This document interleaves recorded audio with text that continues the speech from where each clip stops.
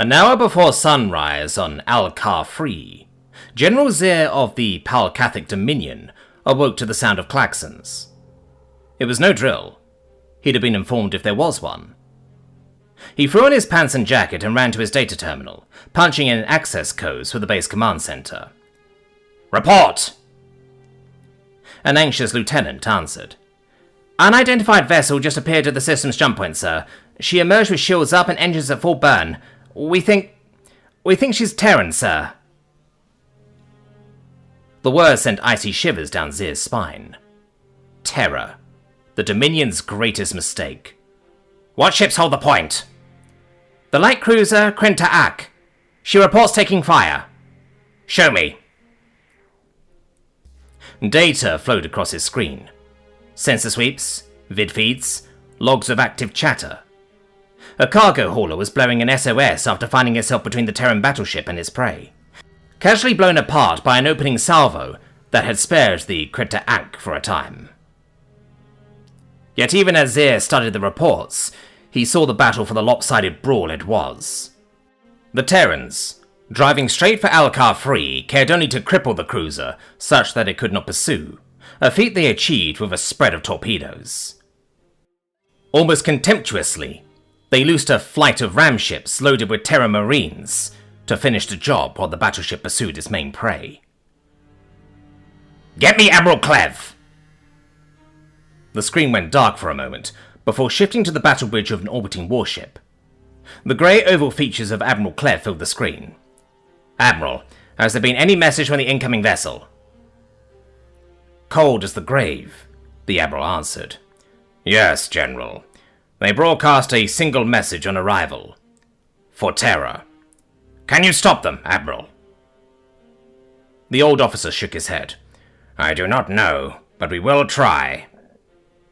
Admiral Clev vanished, leaving only Zir's dark reflection on the screen. Terra had just been another planet. Mankind just another species. A conquest like any other. The Dominion had spread through the galaxy in this fashion, conquering, subjugating, enlightening. Zir believed in the Dominion. He was born into it, raised by it. He fought for it all his life. Now, because his ancestors had conquered the wrong world, he would likely die for it. The Terrans had been no match for their forces. Having only a few outlying colonies and little in the way of a fleet, full conquest of mankind had taken only a year. At least, on paper. In practice, they had never been conquered. Some had, it was true. Some bent the knee and pledged their lives to new masters. But many, too many, denied the manifest destiny of the Dominion. They protested. They rioted. They attacked officials and government buildings. They fought guerrilla campaigns across their planets, and nowhere more fiercely than Terra itself. After 30 years of unrest, it was decided an example had to be made, and Terra burned. Against any other foe, that would have been the end of it. The Hreen had resisted once, but the death of their homeworld broke their resolve. Now Hreen warriors manned the fighter craft scrambling to intercept the approaching battleship. The Vanol had been fanatical enemies of the Dominion, until Cognis soldiers undermined their religion and subverted them into shock troops.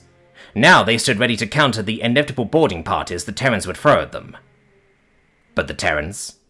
Nothing broke them. Not even the death of their world. They simply fled into the darkness, where they lurked to this day. All anyone ever saw of them were raids like this, where a Terran warship, or fleet of warships, emerged from the darkness to rain fire and death upon the Dominion. No calls for surrender were made or acknowledged.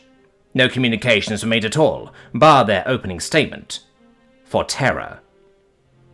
Not even made as a battle cry, nor a mournful lamentation or even a spit of rage. It was a blunt statement of fact. Ground forces were arrayed, for all the good it would do. As many as could be brought to orbit were sent, found stations and ships, and rushed forward in the hope they might board the Terran battleship and take control.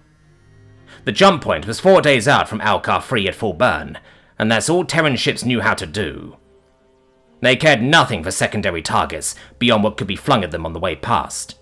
They took no defensive actions, and evaded little.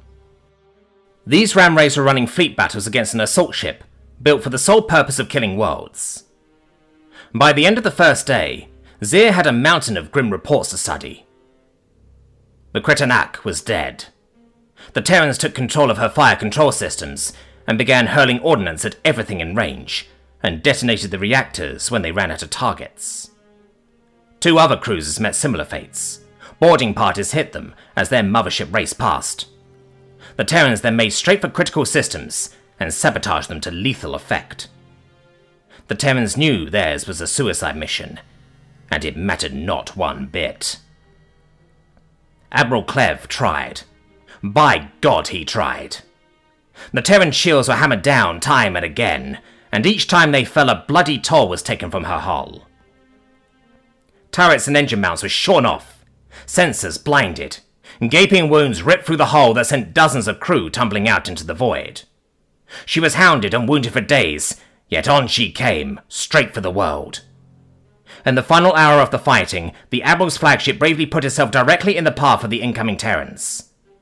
Clev died at his station, hoping his sacrifice would save the world. It did not. Zir stood upon the base's muster field and watched the sky. Every ship and shuttle available had been loaded with as many people as their capacity allowed and made for space to flee the coming cataclysm. Above, debris fell like meteors. Dead ships, broken orbitals, all killed by the unceasing barrage of firepower hurled by the advancing battleship. A ship on a collision course with the planet, and still accelerating. The ship was dead by now, a pug-faced tangle of scrap metal, prow crushed by the impact with Clev's flagship. Her guns were all long destroyed, and only a single engine still functioned, but her sheer mass had carried her to ultimate victory.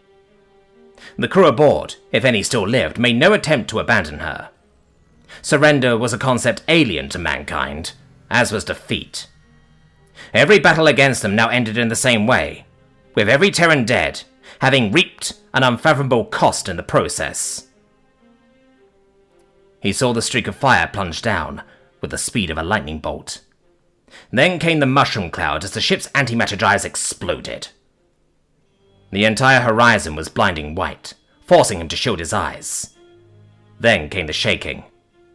He was 4,000 miles from the impact site, yet he still felt the force of it. The death rattle of a world. Through violent after-images, he peered at the horizon, now hellfire red. He watched a wall of darkness forming as the impact ripped up the planet's crust, pounded it into a wall of dust 100 miles high, and launched it out in all directions at 20 times the speed of sound. Zir had to admire that. Even the Dominion considered planet killers an act of absolute last resort. Now, for the Terrans, it was a weapon of first resort.